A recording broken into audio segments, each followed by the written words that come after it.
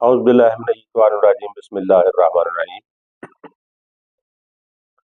लाखों करोड़ों दुरूद व सलाम सरकार दो आलम सल्लल्लाहु अलैहि वालैहि वसल्लम पर और आप सल्लल्लाहु अलैहि वालैहि वसल्लम की आल पर। अस्सलाम वालेकुम। मैं गुलाम सरवर कंबो एडवोकेट। दोस्तों, हक महर की निस्बत मुख्तलिफ वीडियोस जारी हैं जो कि हम बना रहे हैं। हक महर की अक़साम, हक महर कब, कैसे,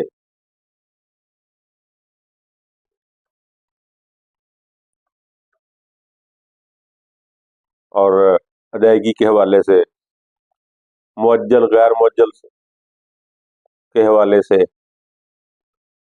और इसी तरह आज हम देखते हैं कि हक महर जो है वो गैर अदाशुदा हो, गैर मुअज्जल हो, तो फिर वो किस तरह उसकी तफसील जो है वो कैसे अदायगी होगी। यानी गैर मुबज्जल हक महर एक मखसूस पीरियड के बाद काबिल अदायगी होता है। अगर अदायगी के लिए कोई टाइम मुकर्रर ना किया गया हो तो फिर ये खामद की वफात के बाद या तलाक के बाद काबिल अदायगी होता है। मसलन अगर हक महर जो है वो हक महर निकाह नामा में गैर अदाशुदा तहरीर हो, अदा ना किया गया हो, तो उसके लिए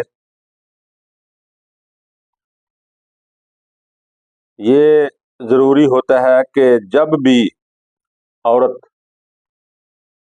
हक महर तलब करे, यानी अंदर तलब होता है, जब भी वो लेना चाहे तो वो बजरिया अदालत डिग्री के जरिए हक महर हासिल कर सकती है। और अगर उसकी मखसूस टाइमिंग ना हो, मखसूस पीरियड के बाद काबिल अदायगी होता है, मिसाल के तौर पर अगर कोई बंदा अपनी ज़िंदगी में वो हक महर अदा नहीं करता और वो फौत हो जाता है, तो उसकी फौतगी के बाद उसकी जो जायदाद है उससे वो हक महर निकाला जाएगा और वो औरत हक महर उसकी जायदाद से हासिल कर सकेगी। और अगर तलाक हो जाए, हक महर अदा ना हो किया गया हो, तो फिर भी वो औरत हक महर बजरिया अदालत हासिल कर सकेगी। इसको इंटरप्रेट किया गया है 2019 CLC पेज है इसका 1009।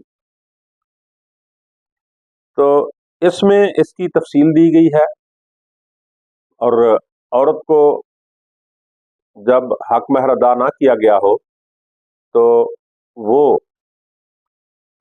जब चाहे हक महर हासिल कर सकती है, बजरिया अदालत हासिल कर सकती है, दावा दायर करके हक महर हासिल कर सकती है। और अगर खामद की हयाती में हक महर ना दिया गया हो तो फिर वो उसकी फौतगी के बाद दावा दायर करके हक महर हासिल कर सकती है उसकी जायदाद से।